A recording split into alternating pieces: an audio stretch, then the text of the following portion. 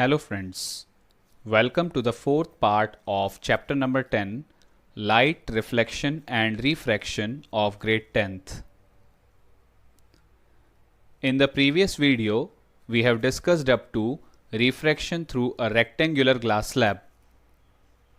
Now today, in this module, we will learn about refraction by spherical lenses. Before that, let us understand what are lenses. You might have seen watchmakers using a small magnifying glass to see tiny parts inside a watch.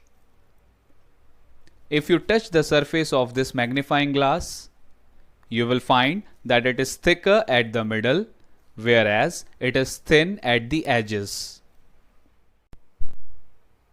Not only this, you might have also seen people wearing specs due to the defect in vision. The material which is used in spectacles or a magnifying glass is called a lens. So what is lens? A transparent material bounded by two surfaces of which one or both surfaces are spherical, it is known as a lens. This means that a lens is bound by at least one spherical surface. In such lenses, the other surface may or may not be spherical. So, lenses can be classified into two types depending upon whether the surface is curved inwards or outwards. That is, convex lens and concave lens. A lens having two spherical surfaces bulging outwards is either called a double convex lens or simply we can call it convex lens. This lens is thicker at the middle, whereas it is thinner at the edges. Since convex lens converges all the light rays after refraction, it is also known as converging lens. As you can see in this figure, when all the light rays are parallelly incident on convex lens, they all after refraction converge at one common point which is called focus. Similarly, another type of lens is concave lens. A lens is bounded by two spherical surfaces which are curved inwards is called concave lens. It is thicker at the edges, but it is thinner at the middle. Such lenses diverge all the light rays which are parallelly incident on it after refraction. Hence, concave lenses are also called diverging lenses. Again, you can see in this image, when all the light rays are parallelly incident on concave lens, they diverge after refraction through the lens. Hence, it is called a diverging lens. Now, just like spherical mirrors, spherical lenses are also considered to be made by joining two transparent spheres of glass. Hence, before we move further on spherical lenses, we need to recognize and understand the meaning of few terms. Number 1, center of curvature. It is defined as the center of the respective spheres of glass of which the surface of a lens is a part. Since we have two spheres forming a convex lens or concave lens, hence there will be two center of curvatures in lenses, that is C1 and C2. Similarly, radius of curvature. It is the radius of spheres from which curved surface of the lenses are formed. Just like there are two center of curvatures, we also have two radius of curvatures named as R1 and R2. Number 3, principal axis. An imaginary straight line passing through the center of curvatures of lens is called principal axis. So you can see in this image, a horizontal line which is passing through the centers of lens is called principal axis. Optical center. The central point of a lens on principal axis is called an optical center of lens. So again you can see in the image optical center of lens is denoted by symbol O. It is just like pole of mirror. Aperture. The effective diameter of the circular outline of spherical lens is called its aperture. So again, you can see here in this image, the diameter of the curved surface of lens is called its aperture. Now, lenses whose aperture is much small, then its radius of curvature and the two centers of curvature are equidistant from the optical center O. Such lenses are called thin lenses with small apertures. So friends, if lens have less aperture, that means it will be considered as thin lens. Principal focus. A point on the principal axis at which all the light rays after refracting through lens converge is called principal focus. A lens has two principal focus labeled as f and f dash. So again you can see in this diagram, convex lens also has two focuses, that is secondary focus and principal focus. However, the secondary focus of convex lens is on left side, whereas principal focus is on right side. And vice versa, if we talk about concave lens, it has principal focus on left side and secondary focus on right side. Focal length. The distance between optical center and principal focus is called focal length of the lens. So you can say focal length of convex lens is positive, whereas focal length of concave lens is negative. Now let us understand how to find the focal length of a lens by doing an activity. Hold a convex lens in your hand and direct it towards the sun. Now focus the light from the sun on a sheet of paper. Obtain a bright image of the sun on paper. Now hold the paper and the lens in the same position for a while. Keep observing the paper. What happened and why? So as soon as you will direct the convex lens towards sun, you will notice a bright sharp image of sun on the paper, which will start burning the paper, producing a smoke. Just like a concave mirror activity, you can observe convex lens also converges light rays at one point, which forms the image of sun on paper. Now if you will measure the distance from this image to the lens, this will give you the focal length of the lens. So the paper begins to burn, producing smoke. It may even catch fire after a while. Why does this happen? Actually, light which is coming from the sun constitutes parallel rays of light. These rays were converged by the lens at the sharp bright spot formed on the paper. In fact, the bright spot you got on the paper is a real image of the sun. Since the concentration of the sunlight at a point generated huge amount of heat, this causes the paper to burn. Image formation by lenses. Friends, just like spherical mirrors form image by reflection of light, in the same manner, lenses form images by refraction of light. Now let us understand what type of images are formed by lenses. In order to understand this, we will perform an activity.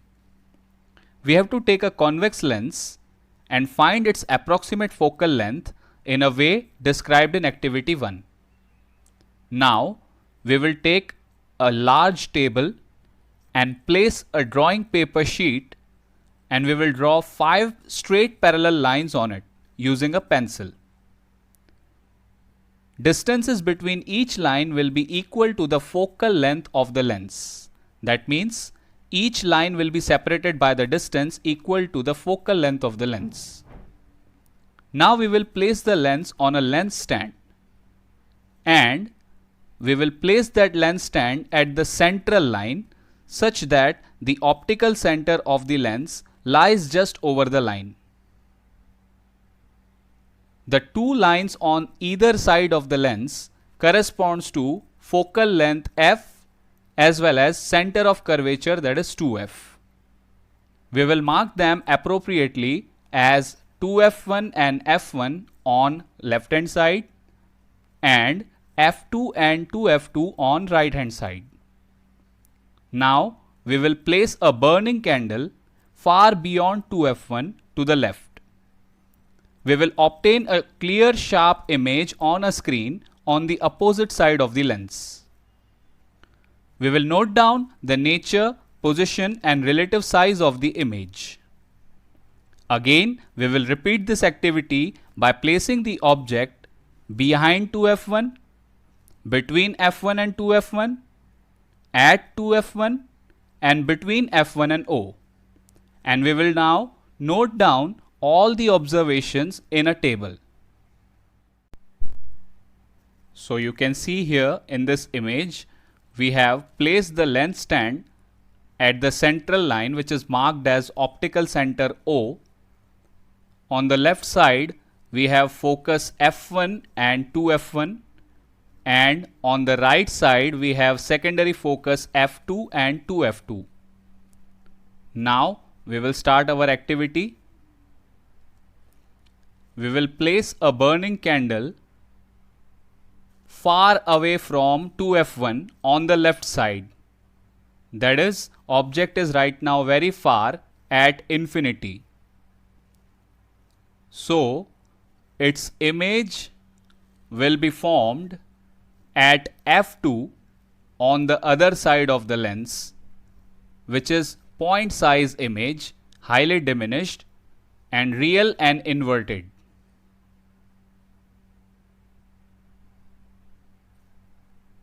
Now we will place the object beyond 2f1, then its image will be formed between f2 and 2f2 on the other side of the lens. Now the image has small size, but the nature is again real and inverted. Now we will place the object at 2f1, its image will be formed at 2f2. The size of the image is same as size of the object, but nature was real and inverted.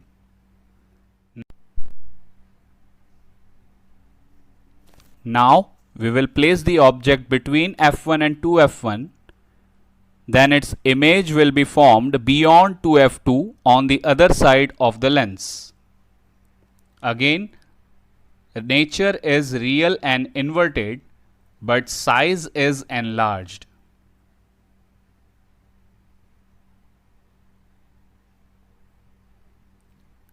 Now we will place the object at f1, then its image will be formed at infinity far away from 2f2 on the other side of the lens.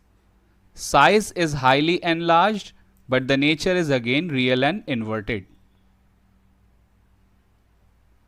At last, we will place an object between f1 and optical center of the lens.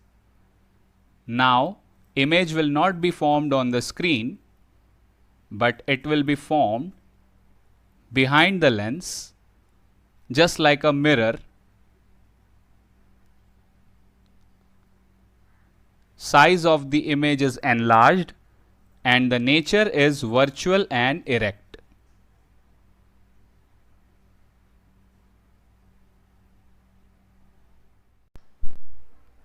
Activity 3. Take a concave lens and place it on a lens stand. Place a burning candle on one side of the lens. Look through the lens from the other side and observe the image. Try to get the image on the screen, if possible. If not, observe the image directly through the lens. Note down the nature, relative size and approximate position of the image. Move the candle away from the lens and note the change in the size of the image. What happens to the size of the image when the candle is placed too far away from the lens? So, let us understand this more clearly by performing an activity. So we will take a concave lens and we will place it on a lens holder.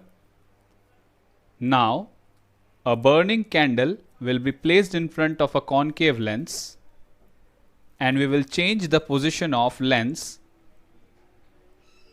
Now if we will place the lens at infinity, that is away from the candle, then you can see a highly diminished image of candle is formed on the lens, which is virtual and erect. And if you will bring the lens closer to the candle, then the size of the image will become small. Image formation in lenses using ray diagrams. As discussed in earlier video, how ray diagram helps us to obtain nature and size of the image geometrically. In the same way, ray diagrams will also help us to find out position and nature of images geometrically for lenses. So here again we will follow the same rules to draw ray diagram in case of lenses, just how we followed the rules in spherical mirrors. Same like spherical mirrors, we will consider any two rays for constructing a ray diagram. Now let us understand rules to obtain images in ray diagram with the help of a lens. Rule number 1. A ray which is parallel to principal axis will pass through focus of the lens after refraction.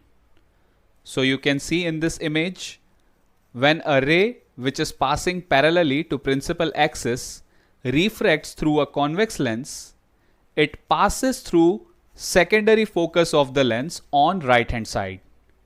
In the same way, a ray which is passing parallelly to principal axis, after refraction through a concave lens, it deviates in other direction, but its extension goes to the focus of the lens on left hand side. Rule number 2. Ray which is passing through focus will be parallel to the principal axis. So again you can see in this image, a ray which is passing through the focus of convex lens, after refraction it becomes parallel to the principal axis. In the same manner, in concave lens, an oblique ray which is passing through the concave lens becomes parallel to the principal axis after refraction. Rule number 3. Ray which is passing through optical center will emerge without deviation.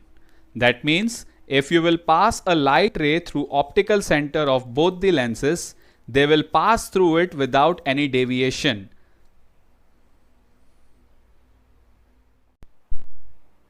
Now let us see the ray diagrams formed by spherical lenses for different positions of the object. First, we will begin with the ray diagrams of convex lens. If we place the object at infinity, that is far away from 2f1, then we have seen in the video that the image is formed at f2. Size of the image is highly diminished, that is point size, and the nature is real and inverted. Similarly, if we place the object beyond 2f1, then its image will be formed between f2 and 2f2 on the other side of the lens. Now, size of the image is small than the object, but the nature is real and inverted.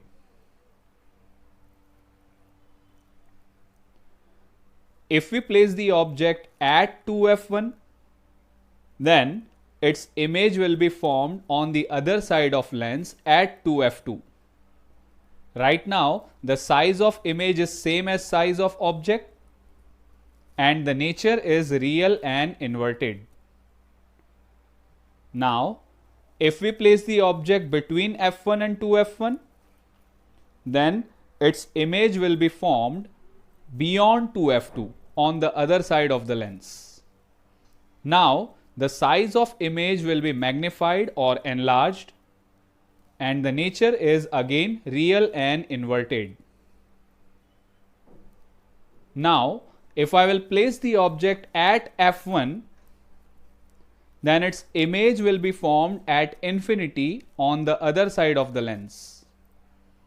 Now, the size of image will be magnified, but the nature is again real and inverted. At last, if I will place the object between optical center and f1, then its image will be formed on the same side of the lens beyond 2f1. Right now, the size of the image is magnified, but now the nature is virtual and erect. Similarly, we can also see the ray diagrams formed by concave lenses. At first, we will place the object at infinity, then its image will be formed at principal focus on the same side of the lens. Size of the image will be highly diminished, but the nature will be virtual and erect. Secondly, we will place the object between optical center and infinity anywhere. Then the image will be always formed between f1 and optical center. Now the size of the image will be small compared to the object, but the nature is again virtual and erect. Sign convention for spherical lenses. Now we will follow the same sign conventions for spherical lenses as that we used for spherical mirrors. All the measurements are taken from optical center of the lens. Again, here instead of pole, like spherical mirrors have pole, we have optical center from which all the distances will be measured. Always remember, light rays are coming from the left side of the optical center. Distances which are measured on the left side are negative, whereas distances which are measured on right side will be positive. Also, here the focal length of convex lens will be taken as positive. It is because principal focus is f1, but the image is formed on the other side, that is right side of the lens, at f2. Hence, we will take it as positive. Lens formula. In spherical lenses, the distance of the object from its optical center is called the object distance, denoted by u, same like mirrors. The image distance is denoted by symbol v, which is the distance from optical center to the image, and the distance of principal focus from the optical center is called focal length f. Now the formula which gives us the relation between object distance, image distance and focal length of the lens is called lens formula, which is given as 1 upon v minus 1 upon u is equal to 1 upon f. Magnification.